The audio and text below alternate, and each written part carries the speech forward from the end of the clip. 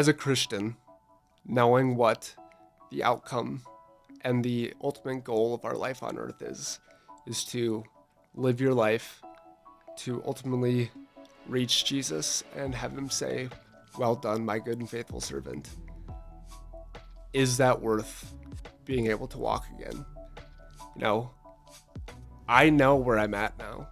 I know the lessons that he's taught me, and I can't say that I would be where I'm at if this doesn't happen to me. Hey, what's going on, everybody? Tom Henderson from RESGEN here, and I want to welcome you back to the RESGEN Giving Life podcast, where we have helpful and meaningful conversations about being a man whose life in Christ gives life to others. Before we get rolling into the episode today, I want to remind you that tickets are on sale now for 2 upcoming RESGEN events. Number 1, Date Night Comedy at the Washington Pavilion on January 16, 2026, and RESGEN Men's Summit 2026 at the Denny Sanford Premier Center on February 21st. I cannot encourage you guys enough to come to one or both of these events. Number 1, if you're a couple, Date Night Comedy is an unbelievable time together. So make sure you get on to the RESGEN website, you lock in those tickets for Date Night Comedy on January 16th. We are probably only a couple hundred tickets left, so you want to get those really quick. And then for the Men's Summit, now, we want to fill the Denny Sanford Premier Center, okay? So I need your help to do that. So get your tickets locked in. Tell every dude in your relational world that they need to join you at that event. We got John C. Maxwell, we got Tim Tebow, we got Sammy Adaby, we got comedian Johnny W. It is going to be an unbelievable day of encouraging men to be men of vision. So I want you to be there, all right? RESGEN.org, that's where you get your tickets for both Date Night and the Men's Summit. All right, now that we've got those important announcements taken care of, let's get into the show today. My guest is a friend of mine who hails from the fantastic, and I mean fantastic, community of Hills, Minnesota. Trenton Bass is an incredible young man whose life was changed in an instant when he was injured during a high school football game during his senior year of high school. The injury not only ended his star athletic career, but also started a brand new journey, a journey that reshaped his future, his identity, and ultimately his faith. Trenton's story is heartfelt, it's hope-filled, and a powerful reminder that God is still at work even when life doesn't go according to our plan.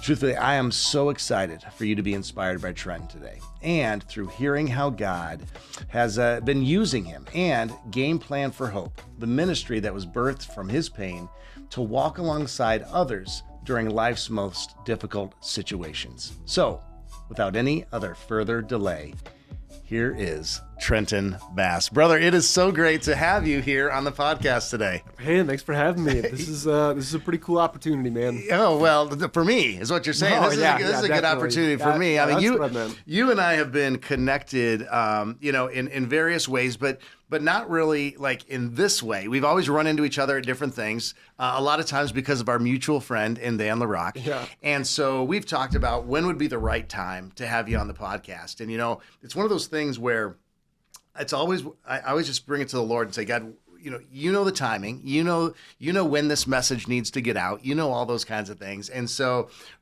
just felt like this is the time to do it. And you and I were at a wedding, actually. We didn't go to the wedding together, but we were at the same wedding and we got to hang out there. I got to meet your mom, have a great conversation with her, but we're gonna have a great time today. So thank you for being willing. Absolutely.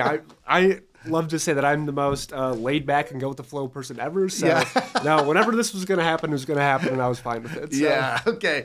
Well, hey, before we get in, and I've got a list of questions that I want to talk about, and sometimes we hit those questions, sometimes we don't. As you know, we just, as a listener, we just kind of let the Lord take the convo where He takes it. But I'd love for you to just introduce yourself, Trenton, because for a good portion of the audience, this is going to be an introduction to who you are. And so I'd love for you just to kind of lead out, share a little bit about who you are, and then we'll just let the conversation launch from that. Does that sound okay? Sounds great. Okay, so have at it. All right. Well, for those of you listening on audio only, I am in a wheelchair. So I am originally still am from the Hills Beaver Creek area. Yep. It's a really small town, about 700 people. I have 2 older brothers. They're both married. I got 4 nieces and nephews now. So that's been pretty awesome. They're all under 5. So, being an uncle has been new, but it's been a good experience. I went to South Dakota State University, graduated with mechanical engineering, Okay. and I work for a company called Raven Industries in Sioux Falls now. And it's been going great. I had a wonderful time in college shortly after my injury. And it's been a learning opportunity, and it's been continued journey into independence and kind of learning growing in faith and kind of rediscovering myself as a young adult, and so that's kind of where I'm at in my in life right now. Yeah, yeah. Well, and you probably listened in on that intro and how I said that, that you're just a young man. And to be clear, I'm 50 now, so everybody is now a young man compared to me. So I'm glad to hear you call yourself a young adult as well. Because as I wrote that line, I was like, man, I hope that he's okay with me calling him a young man. But so you mentioned the injury, Trenton, and so I want to go back to your high school career when obviously the injury took place. And so you're a senior in high school, and you kind of got the world by its tail. You're killing it on the football field. Were you killing it in the classroom as well? Oh, for sure. For sure. For sure. Okay, all right. So you're killing it in all areas of life. And this is it's pretty early in your football season of your senior year, correct? Correct. Yep. Second game. Okay, so second game. So walk me through. Tell me about just how the injury took place, and I mean just the experience of that. Yeah. So we were facing. It was actually against one of our rivals in Mountain Lake, Minnesota. So we were 9-man football. All right. Okay. We're not 11-man. So 9-man. It's real football. I promise. But it's one of our rivals, and it's it was the second game of the season. My class we had 10 seniors, which for 9-man's a pretty big senior class. Yeah. I was fortunate enough to kind of play all 4 years of varsity. And so I was one of the leaders on the team, right? And this was it was a back and forth game. It was kind of, the game that was going to see where we were at as a team. It was going to kind of define that. And so it's a 4-quarter game. It's back and forth the entire game. We're up 28-20 in the fourth quarter. There's about a minute and a half left. They're driving on us. Mm-hmm. They're in their own territory. I think it's like probably the 40-yard line. And I want to say it's like maybe 3rd and 10. So it's a third down play. I'm playing, at this point, we're on defense. So I'm playing kind of D-back. Run comes my way. I go around my blocker, and it's just the most routine play that I've done hundreds of times before. I'm going side to side in the field, so I'm going towards their sideline. He's running towards the end zone.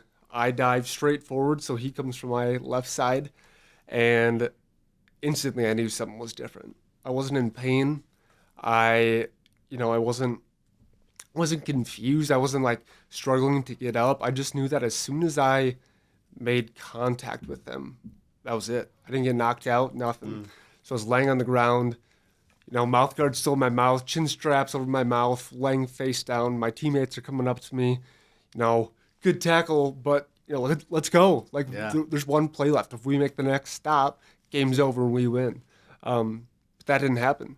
I just had this sense of calm that I can't explain. No pain, no panic, nothing. I was laying there, and eventually my coaches come on the field, asking me, can you feel this? Can you feel that? Answering their questions to the best of my ability, but still, no panic, nothing. And that's kind of how, everything started. Yeah. So, you're at this, you're laying on the field, you feel this calmness, this peace. And I'm sure at this point, the stadium is utterly silent. You could hear a pin drop. Yeah. Which is probably eerie in and of itself. Do you remember like that moment? So I don't remember the silence. Yeah. Because pretty instantly, my coaches were down on the ground with me, figuring stuff out. My brother was a coach. Okay. my dad was in the stands, and so they eventually came down, were talking to me, keeping me calm, stuff like that. So I honestly don't really remember a whole lot of like the questions they were asking me, stuff like this. I know one of my coaches jokingly pulled my leg hair out, like, "Hey, can you feel this?" And as soon as he did that, and I said no, he was like, "Oh boy, this is pretty serious." Yeah. And so I think, I don't know, there's probably 10, 15 minutes and there was on the field. I think I could tell in their faces how serious things were. And so I think by the time I was getting to the ambulance, and then I saw they were like starting to tear up and stuff, that's when I knew, like, all right, this is pretty serious. Let me ask you, Trent, where were you in your faith at this point in your life? Like, so was faith a foundation that was laid? So like, there was this recognition that God was with you. Like, tell me about that. So grew up going to church with my family. My freshman year, I took my faith into, I would say, my own hands. I went to this thing called Tech Oh, yeah. in Northwest Iowa. Yeah, Teens Encounter Christ. And that was really the beginning to my own faith life, and not, kind of that family faith or, church faith that isn't necessarily your own. And so I did that throughout high school. Went through as a candidate for my freshman year, worked a few my sophomore and junior year. And so I would say I had a pretty good faith life. FCA, I was a leader on the team that would lead in the prayer. And so, I was active in my faith at the time. So, and the reason why I asked that question is because, so you're loaded onto an ambulance.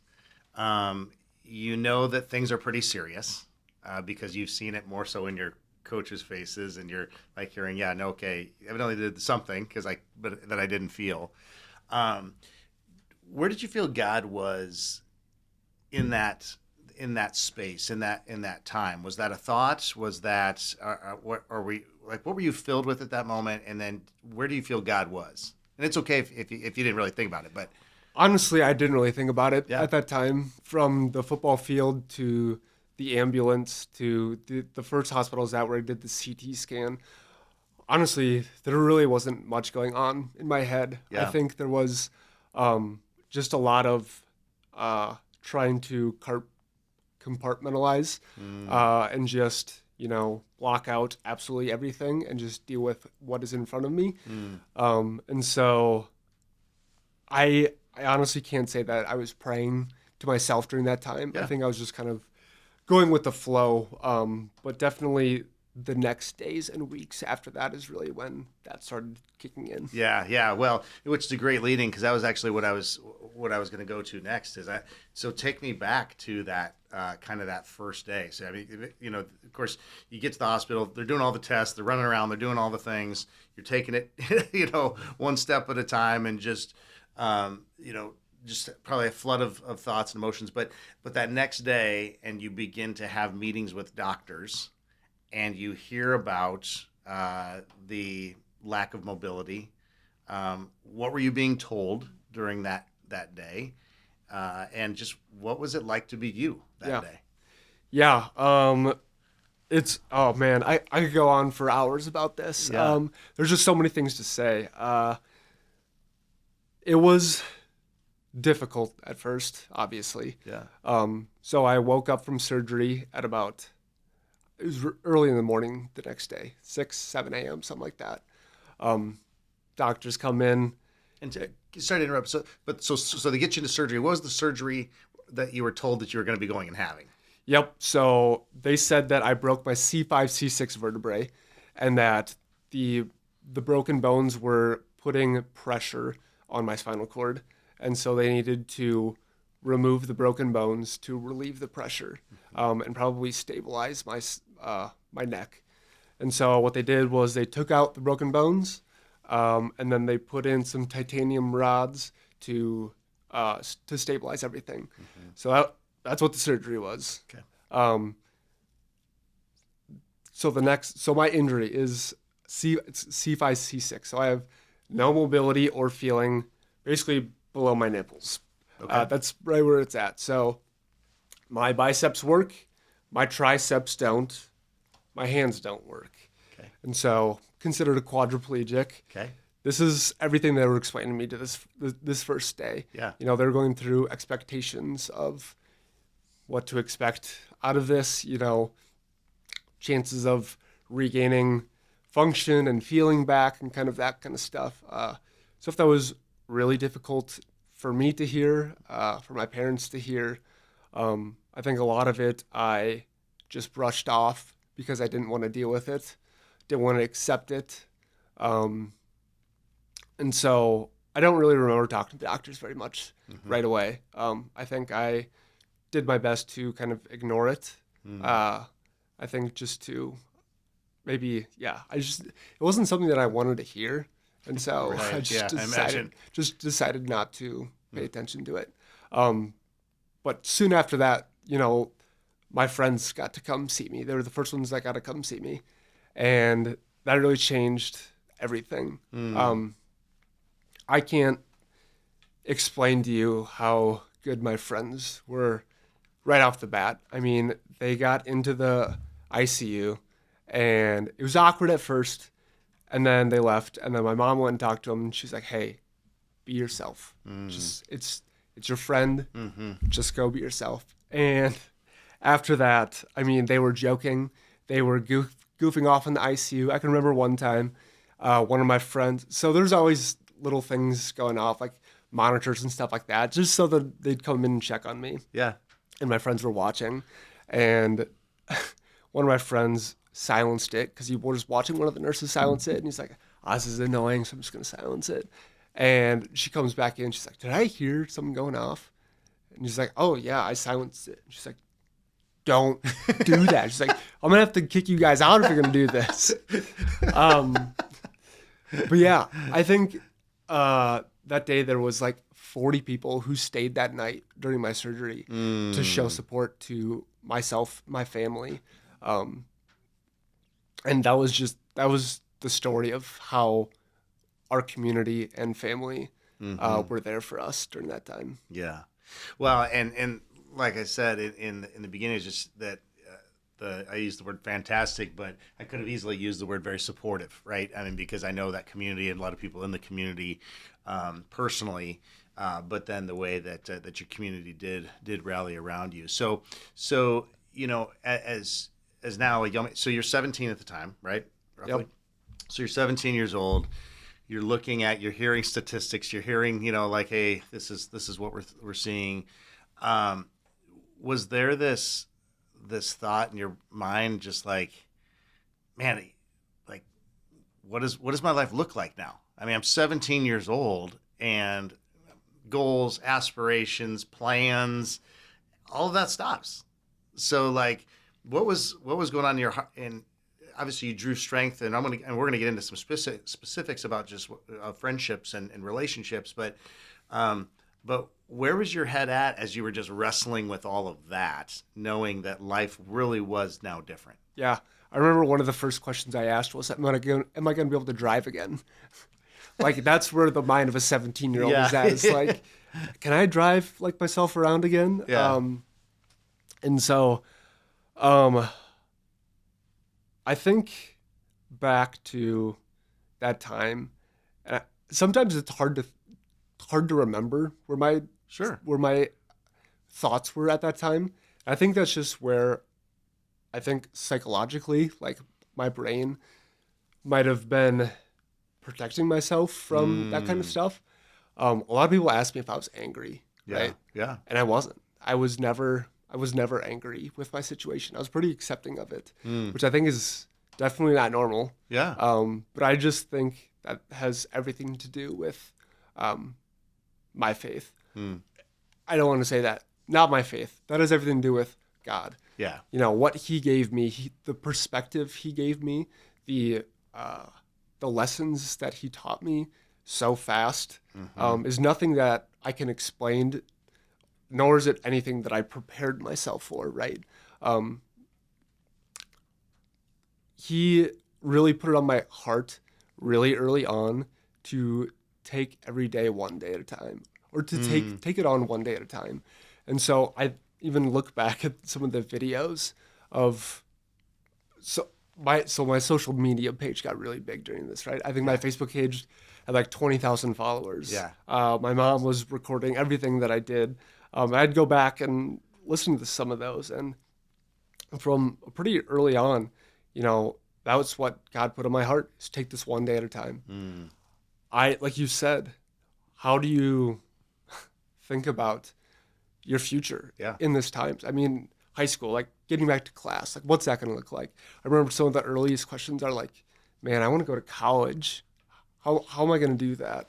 What about a job? Like, how do I get a job out of this? And there were so many questions that I didn't know the answers to. My parents didn't know the answers to. The doctors didn't know the answers to.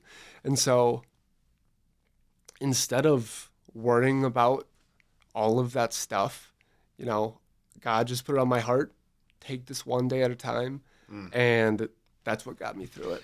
Bro, that's so good.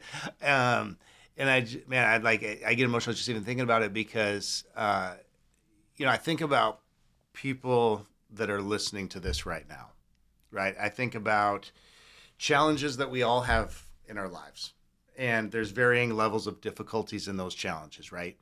But that perspective that God gave you as a 17-year-old, I mean, you want to talk about like wisdom beyond your years. You want to talk about maturity that doesn't happen. Just because you're old doesn't mean you're mature, Right. right? But you were showing maturity at such a young age, and leaning into God's voice that is saying one day at a time. What a powerful, like, think about if we all would just live our lives that way, just in general, right? I mean, we all live our lives and just, and it's good to plan. It's good to build strategies and, 5-year plans and all those kinds of things. But oftentimes when we do that, we struggle living in the present. And at that moment in your life, Trenton, you were like, all I have is the present. Yeah. And knowing that God is with me in this present day and is going to give me what I need to sustain me in this day. Yeah. Amen. Wow. That is, man, those of you listening, you might need to go back and just like push rewind, go back 30, 45 seconds and listen to Trenton say that again, because, man, that's a powerful, powerful word. So you mentioned how meaningful, was just to have 40 people sleeping in the hospitals, which I've slept overnight in the hospital before. Not all the comforts of home, okay, to be clear, right? But they willingly did that. Are there certain things that people did for you and your family that you look back on and say, man, that was especially meaningful? Like that word or that action, whatever it was, that you look back and say, that was really important. That was meaningful to me. Yeah, I think obviously people deal with things differently, right? So, I mean, it depends on the person. I think with my situation and being 17, looking back, I don't think there was anything anyone said that made me feel better. I think what made me feel better was their presence. Yeah. And never being alone, whether that was my friends or family or my parents' friends or whoever it was. I don't think there was any words that they said that got me through it. I think it was just showing up, having someone to talk to, making light of the situation, joking. Yeah. I'm a very sarcastic and joking person, and so there's a lot of jokes thrown around pretty easily, but that's the way that I dealt with it. That was the way that I made light of it, and what got me through the early days. But I think just the presence of people and just showing up for your friends. You don't have to have the words to say, but just being there, really. Yeah. I think it's so powerful. And it's really freedom giving for people that want to surround you, right? I mean, and I think that there's always situations of people that we're connected to that are really difficult. I mean, it could be a situation where there is a sickness, an illness, a tragedy, a divorce, a different thing. And the people that are not involved in that specific situation, that are not Trenton Bass and his family in your situation, it can almost be paralyzing a little bit to just be like, well, what do we say? Right. How do we make this better? What if I Yeah. say something dumb? Yeah. Like, right? You know, Yeah. like all those kinds of things. But yet we don't have to have the right words. We don't have to have the exact scripture. We don't have to have this message from the Lord or whatever. Right. It's, man, just be present. Yeah. I always call it like, it's just a ministry of presence. Absolutely. And the presence that you felt of God and the presence and support you felt just simply by them being there. Yeah. Yeah. I mean, we're not meant to go through life alone. You know, God gave us each other and he gave us community. And, you know, that's some of the biggest blessings we have is just each other. Yeah. So as you look at then, okay, you talked about how I asked you about where did you feel God was in that moment? You said, I wouldn't say that was something that's at the forefront of your mind, but yet you, in the days and months following and years, where did you feel God was and how was he speaking to you beyond the, hey, one day at a time? And that may have been continually the message, but as you began to just adjust to this new normal, where did you feel God was at that point and how was he speaking to you and ministering to you personally? Yeah. So I guess I'll answer in maybe two parts. Yeah. One, like I said, I was never angry. I was never angry with God, but I questioned a lot. Yeah. I questioned, why did this happen to me? Not in an angry way, but, you know, I was thinking, you know, is there something I did that, you know, God did this to me because of something I did? Or maybe was I living a life that was going somewhere that God didn't want it to? These are the things that I think I tried to cope with, or we want there to be a reason why something happens, right? And I was looking for that reason. But ultimately, and this was, you know, years after that, I kept trying to find an answer why. And it came down to God doesn't punish us. Wasn't because of something I did, right? It was an accident. Accidents happen, right? And God's using this for his glory now. And so that really helped me, I think, accept my situation and gave me the reason why it happened is, you know, it's an accident and he's using it for his good now. And with that, and how big my story got, and just the wisdom that he gave me and the outlook and perspective on life, I was able to, you know, start doing some motivational speaking, if you want to call it that, with some of my friends actually from high school. And we were, you know, doing it to youth groups and FCAs and some churches, some groups like that. And so that's kind of how it started, like a year after my accident. So it started pretty early. We continued kind of doing that throughout college, and then it grew, and then I started, you know, just doing it on my own. And that's really where, you know, God has used this tragic thing for his glory. Yeah, yeah. So what has, like, prior to this happening, Trenton, would you say that you placed a lot of your identity as a young dude in sports and in, you know, just normal teenage stuff? Absolutely, yes. Yeah. Yeah. I mean, most of my time was either spent with my friends, hanging out in our basement, playing video games or watching TV, or playing sports, or I had a girlfriend at the time. So typical high school, junior, senior stuff. Yeah. You know? Yeah, absolutely. That was my identity. Yeah. And so then, as this has happened, and you've now obviously been how many years now? 8 years, just past 8. Yep. So just past 8 years. So how has God shifted, just how you view yourself, your identity, just even the way that you look at, you know, your abilities? How has that been shifted? Yeah. Oh, man, that's a really good question. I think I put, and this is something that I've learned or come to understand, is, especially being in a wheelchair, right, is my identity has nothing to do with, you know, my physical capabilities.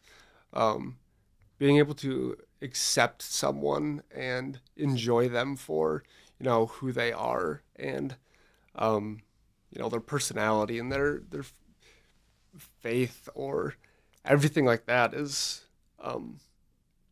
really been a huge lesson learned in this.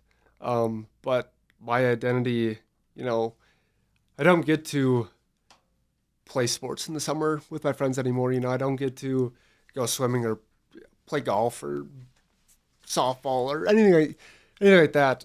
And it's difficult in those times, in the summer to have to accept that. But also, I know that I still am there with them. Yeah. I'm having fun still. And so I just think that it has shifted from, being an active person was my identity to now it is more so of a serving and being able to help with Game Plan for Hope and, being a youth leader and stuff like that, I think is really where it's shifted to. Yeah. Yeah. So, and that's a great segue into the, just the ministry that was really birthed out of your story and from pain into purpose, right? And I love your perspective that God didn't cause this to happen. It wasn't a punishment. And somehow in his sovereignty, he allowed it to happen because of a random accident. Like you said, I mean, it's a tackle you've made 400 times in practice and in games. And it's just, unfortunately, the way that life worked out. Yeah.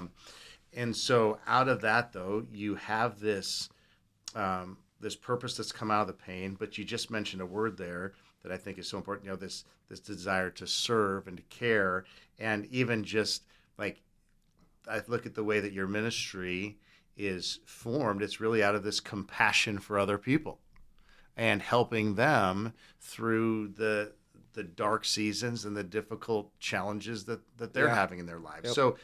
So was there a moment in time, and maybe it was just through ongoing conversations, maybe it was through some of the testimony sharing at FCA events or whatever, that you had the opportunity as an 18-year-old, a year beyond the accident. But is there a time where you just realized, man, maybe God in his sovereignty, in his power, he wants to maybe use my story to help make others stronger or give other people hope? Was there a time, or how did that come about? I can't think of a certain time. I think it was a gradual thing that came into realization. I think it was, like you said, just the conversations and the ability to speak to some FCAs with my friends that I really, so early on, obviously people saw my story as an inspiration, right? And I didn't feel like an inspiration. I just felt like I am just living my life the way that I'm living my life. Yeah. Like I'm not doing any of this on purpose, or I'm not going out of my way to try to be an inspiration to Today people. I'm going to be an inspiration to Yeah, people. no, it was nothing like that. Yeah. But I think the more that I did these talking or these conversations with my friends in front of youth groups and whatnot, that I understood the impact that it was having on people my age or people younger than me, and that not everyone has the perspective that I have.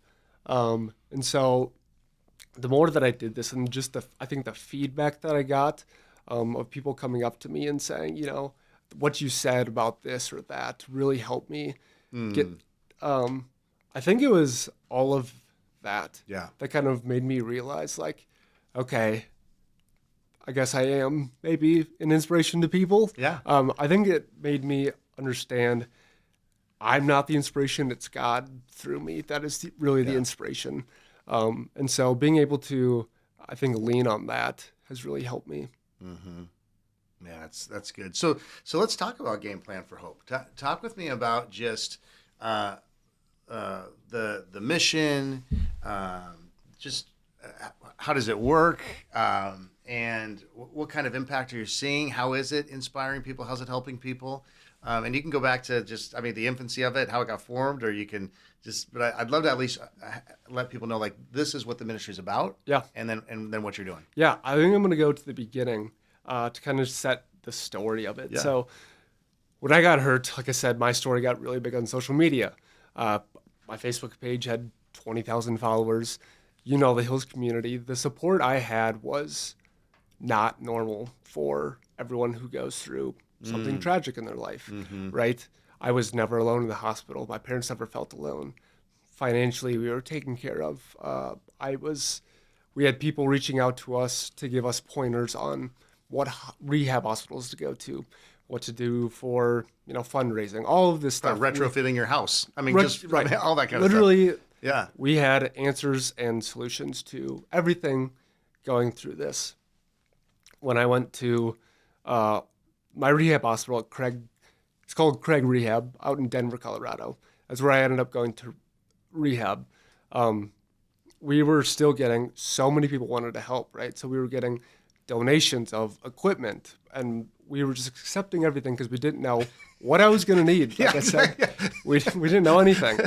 And so between that and then the families that we met out there, that was the big thing. We met so many people who didn't have the blessings that we had through this. They were either going through it alone, or they were going back to a house that was not going to be able to be fit for their needs, or they didn't have any community support. They were just going through so many struggles, and it seemed like they were going through it alone and without any guidance or direction. And so it was after we got back home, and we had all of this equipment, and we were like, we just want to pay it forward, right? We just want to help other people get through this. And so that's really how it started, was like the equipment side of it, of just wanting to pay forward, get rid of this stuff. Yeah. How does it help others? Yeah. Right. And so that's kind of how it started. And so that's essentially what we do now. So we help people go through abrupt, life-changing circumstances.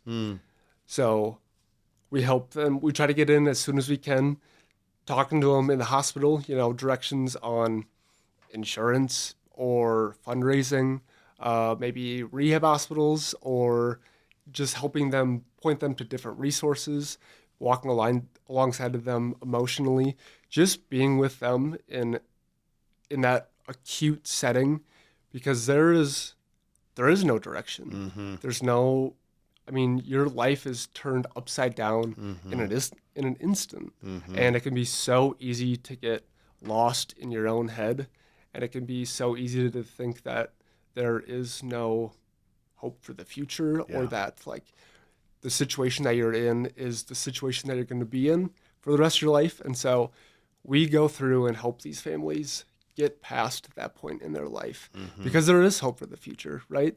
If I think back to where I was at in the hospital those first few weeks, and I would have thought about my future, like I would have thought that I was going to have to be, I didn't know where I was going to be.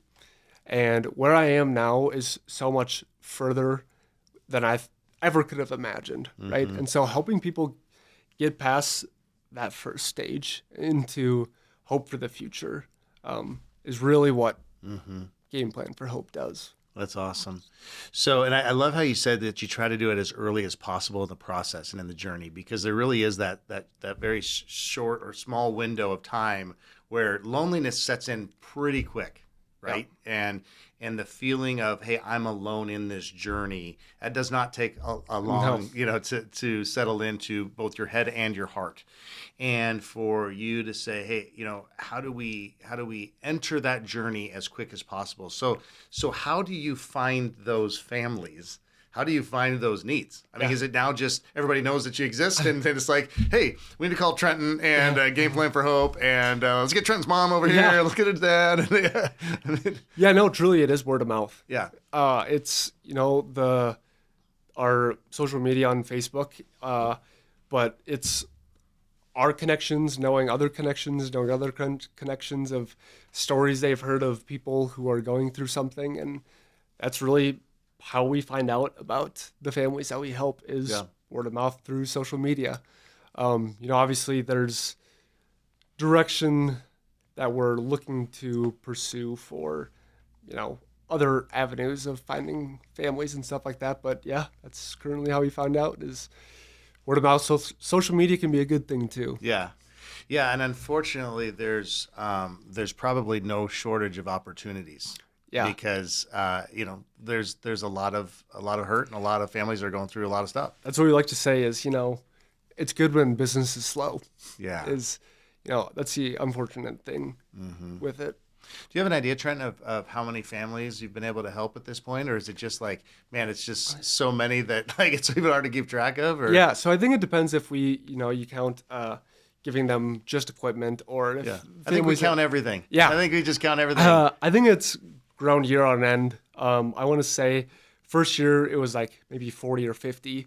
I want to say last year it was around like 150. That is incredible. Yeah. I mean, think about how many. Just sit there for a second and just receive this. But think about how many families you truly have helped have hope in a way that they didn't know existed, just because of your obedience and faithfulness to allowing God to use your story for His glory, to take the tests that and you're not going through the tests.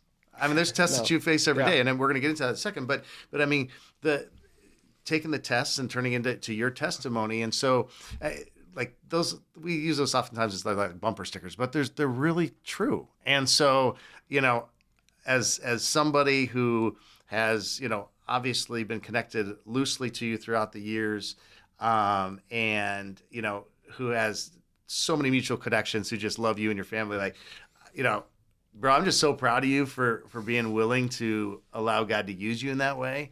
And I think about as Game Plan for Hope, the impact you've made so far as you continue to move forward, man, the amount of families that you're helping. So it's amazing. So thank you. Yeah. I just think of, what helps me continue to have motivation to do it is I think back to, our first days and the first weeks or months or whatever it is. I look back on the blessings that we had through it all. Yeah. And it's just my hope that everyone who has to go through a situation like mine feels as blessed as we were during that time. Yeah. That's really my goal every time that we help a family. Is like, man, I just hope that they feel as blessed as we were during that time. It's so good. So good. Well, let me ask you this, because as I just mentioned, I mean, every day is a new day, right? A new day that you can walk in joy and you can walk in abundance and blessing, or you can choose to be, bummed, right? And so as you look at just different challenges that you face on a daily basis, and what's God teaching you right now? Now, 8 years beyond, the accident, 8 years into Him proving His faithfulness in different ways in your life. But what would you say He's teaching you at this time in your life right now as, a 25? Yeah. 25-year-old, 25-year-old dude. So I recently became a youth leader. And so I think the thing that I think I'm trying to listen and learn now is how to be a better teacher, how to better express the teachings that God has given me and the perspectives and stuff like that, how to better, explain and kind of mentor or walk through, the things that He's given me. Yeah. So I think it's a challenging thing, but I kind of feel like that's where I'm at Yeah. now. So is that something that's causing you to want to dive deeper into the word? Like understand, I mean, because obviously if we want to teach something, we've got to have a good grasp on it and understand it more for ourselves. Not that we'll ever understand it in full, right? I mean, we're human, but is that where you feel like, man, asking God to give you a deep love for his word and then unpacking that and sharing that with others? Yeah, I definitely think getting into the word more is kind of where I'm at right now. Yeah. Understanding, so one of the biggest things I went through in college is like, what do I believe? Like, Yeah. kind of the apologetics of it. Like, I know like what I have been taught and what Christianity is and the Bible, but like, what do I actually believe? Like having conversations with other Christians and like the hard questions of like, what is God and stuff like that. And so I really appreciated and still kind of go through that stuff of like understand what you believe and being able to back that up with the Bible and the teachings and the readings and stuff like that. And so I think that's kind of the stuff that I'm into right now. Yeah. Well, as we've, as we're talking about the word, it makes me think of, one of the things I love hearing is just from other guys is like, are there certain scriptures or certain biblical stories that have always been like, man, this is kind of like my life verse, or this is kind of a verse or a story that I've kind of really built a foundation as a foundation, laid as a foundation for my life and built from. Is there certain scriptures or stories for you? Yep. Yeah. Yep. This is not something that I had right away in my accident. But I just saw a quote in a book that I read, and it was, God works in the reconciliation. So I think back to my accident, right? And the verse that I think of is Romans 5:3-4, which is, not only so, but we also glory in our sufferings, because we know that suffering produces perseverance, perseverance, character, and character, hope. It is the stuff that we go through in life that makes us who we are. And a lot of the times, it's the hard stuff in life that we learn the best lessons. And I just think that is so true from my accident, but all of the stuff that we all go through. Right? It's, my hardships in life are not comparable to yours, but also yours aren't comparable to mine. You can look at mine and mine looks worse because it's physical, right? I'm in a wheelchair. It's obvious, right? But not everyone's hardships are obvious, right? We all go through stuff in life. But it's the stuff that we go through in life that if you persevere through it, that you learn the most. Yeah. Oh man, dude, that's so good. Well, I want to share this was something that our mutual and great friend Dan LaRock, and the wedding we were at was actually the wedding of his daughter Allie and Jack Unruh, and Jack, who's been a guest on the podcast last season. But I was talking with Dan about just you and having you on, and just he has such a deep level of respect and love for you and your family. But he shared with me this, and he said, what I think you should talk with Trenton about. So this is like something that I don't know if I'm going to get Dan in trouble with this or not, but he said, about talking about the idea of asking, if God allowed you to walk again, would you trade that for anything? And so you were having this conversation with him, and he said that you'd mentioned this to him, that you would only want to walk again if God would keep your heart and mind where it's at today. And so unpack that for me, because man, when he told me that, I said, oh man, I hope I'm not going to get him in trouble by bringing that up, but that is so powerful. That is so powerful. Yeah. I mean, obviously you do a lot of thinking in 8 years. Yeah. So, I mean, that question of, if you could go back, would you, right? That's a deep thinking question. And with 8 years of thinking, I mean, you go back to, there's just so many what ifs, right? And I think of, what if I did go back, right? What if I got the opportunity to go back to that play? What do I do, right? if I go back, right, and say, hey, coach, my ankle kind of hurts, can I just take this play off, and then my teammate gets hurt instead of me, and I know that. How do I live with myself knowing that happened? But I think back to the opportunities that I've gotten, the lessons in life that God has taught me.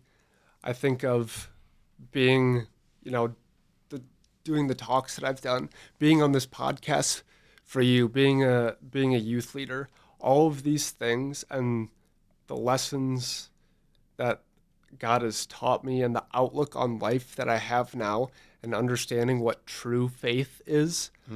I think all of that, we talk about going back, right? As a Christian, knowing what the outcome and the ultimate goal of our life on earth is to live your life to ultimately reach Jesus and have him say, well done, my good and faithful servant. Is that worth being able to walk again? I know where I'm at now. I know the lessons that he's taught me. And I can't say that I would be where I'm at if this doesn't happen to me. And so it's a deep question. Yeah. But, I think of, it's so hard to weigh, a question like that. Yeah. And the different ways of thinking about it. But, I can't say that I would be where I'm at if this doesn't happen to me. Yeah. Well, it is. It's such a crazy thing. But for you to have the perspective of saying, I know who I am and I know what God has called me to do out of what I have had to go through. And I read a stat one time, Trenton, that just talked about how that there's a high level of correlation between our worst day and then how we now look back on it and say, but that was one of our best days because it brought me to where I am today. Right. And this is an example that you just shared there of an example of that. Again, no, you would never wish for that to happen. No. But you're so grateful for how God can use that. Right. And how he can redeem it. Yeah.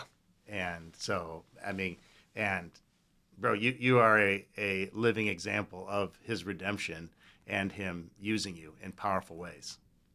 Absolutely, yeah. It's just something that's so hard to explain to people. Of like, how could you? I don't want to be in a wheelchair. Yeah. I want to be I want to be able to walk and enjoy the things in life, right? But I also know that this happened to me, and the things that I've experienced because of it, and the faith I have because of it, is something that I wouldn't want to give up. Yeah. Wow, bro. Well, we've come to the end where we kind of need to wrap this up. You and I think could just hang out this table and chat for hours about God's faithfulness and just where we're at as dudes and walking with him. And but I'd love to ask you one more question before we get to the final word, if that's okay. Yeah. And the question is, as you look ahead now, and as you think about just the future of Game Plan for Hope, as you think about your future, what are some of the things that you're just trusting God with right now, and that you just have, that you're laying in His hands and saying, God, this is my dream for Game Plan for Hope, or for me, or whatever. Yeah. Well, one, moving out of my parents' house. Faith that will happen. No, but two, so obviously, like, I've gotten opportunities to do this awesome podcast, and I've done other podcasts and do a little bit of motivational speaking. I just feel like God is using and calling me to do more of that. Yeah. I was just a regular kid that this happened to. I'm not a great storyteller. I'm not, it doesn't come super naturally to me. And so I just feel like He is continuing to, provide opportunities like this and putting people in my life to help push me to do more stuff like this and reach more people to share his word through me. Yeah. And with Game Plan for Hope, my mom is now a full-time employee of Game Plan for Hope. And so just the opportunities that we've gotten to do that, I know they're a little reluctant to expand because it's a lot, Yeah. right? Yeah. But there's a lot of trust, and we want to have the families that we help be able to help other families. And so continuing to build that community of the families we help and have them, continue to walk alongside of other families and provide support that way is really where I think Game Plan for Help is going, and building up, that community aspect of it. Yeah. Man, dude, I've loved this time with you, and thanks for just, I love how you say, it's not like this is just comes naturally to me or whatever, but what does come naturally to you is just being real and authentically you, and just allowing God to use you how he desires. And I don't think there's anything more beautiful than that. There's no posturing and that comes with you. And I'm so grateful to know you. I'm grateful that I think we met for the very first time at a previous men's summit. Yeah. And then we ended up sitting at an event together in one of the boxes at the Premier Center, and then of course seeing each other around town. But to be able to share this space with you has been very, very special for me. So thank you for that. And I know that God's gonna utilize our conversation to just be an encouragement and a help to listeners out there. So as you know, as a listener of the podcast, you know that we do something called the final word. And so would love for you to kind of share whatever you'd like here in the last 30 to 90 seconds, whatever the Lord's laid on your heart. Could be a final challenge or encouragement to listeners. We could circle back on something we've already done, scripture, whatever it is. So you got a final word for us? Yeah, I think I got a couple. Okay, final words. I like final it. Words. Yeah. We do words. Yeah, sure, man. Some of the biggest lessons that I've learned through this is we don't get to decide the cards that we're dealt with in life. Life happens to us, right? And it's the way that you respond to life that affects your outcome. My injury is very physical, but the biggest challenge is the mental aspect of it, right? And it doesn't matter what situation you find yourself in life. Maybe you have a hard home life. Maybe you are growing up in poverty, or maybe you are growing up just in or you just find yourself in a really difficult situation in life. It's not about the situation that you're in. It's about how you respond to the situation that you're in. I said, take on life one day at a time, right? You don't get to choose, the situation you find yourself in, but the one thing you do get to choose every day is your attitude. Yeah.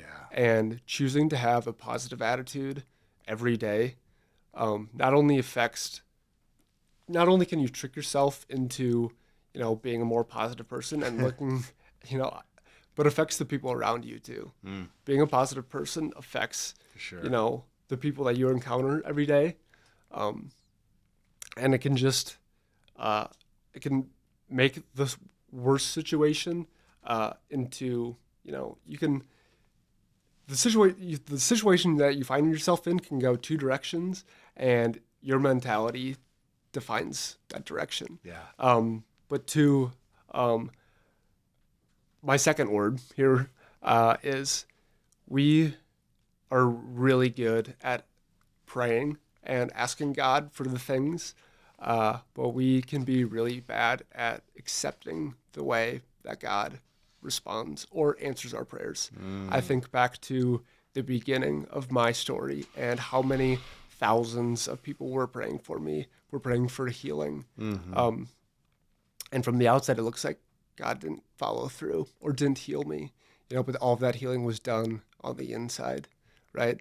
I accepted this with the way that he made me accept and go through the rest of my life that's where the healing was done. And so I think we're really good at expecting the way we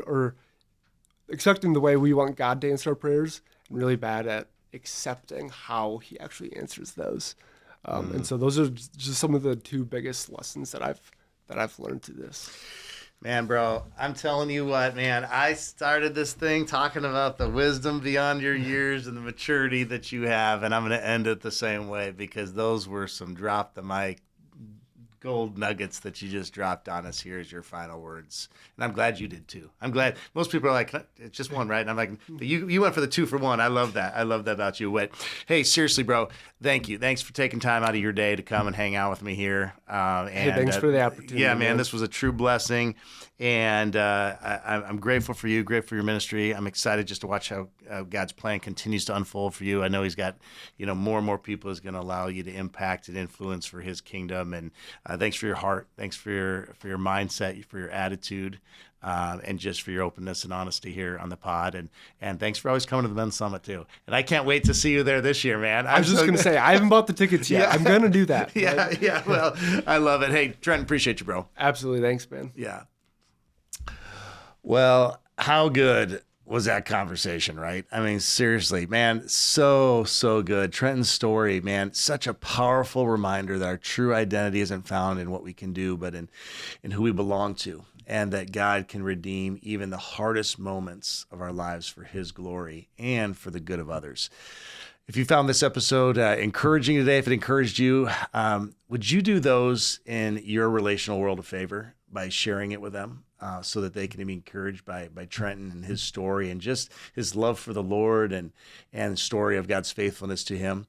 Then, of course, if you have a few extra minutes, please consider rating the podcast as well as leaving a review, because that helps even more people discover the hope that they can find in Christ. If you want to connect more with Trenton and find out more about Game Plan for Hope, I encourage you to visit gameplanforhope.com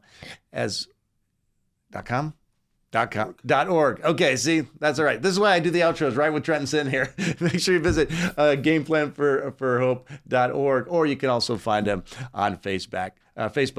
Lastly, don't forget to head to resgen.org to grab your tickets for both Date Night Comedy as well as the Men's Summit. Both of them are coming up here at the front end of 2026. All right, thanks again for listening, everybody, and I look forward to seeing you next time for another episode of the ResGen Giving Life podcast. Until then, continue being men whose life in Christ gives life to others. We'll see you soon.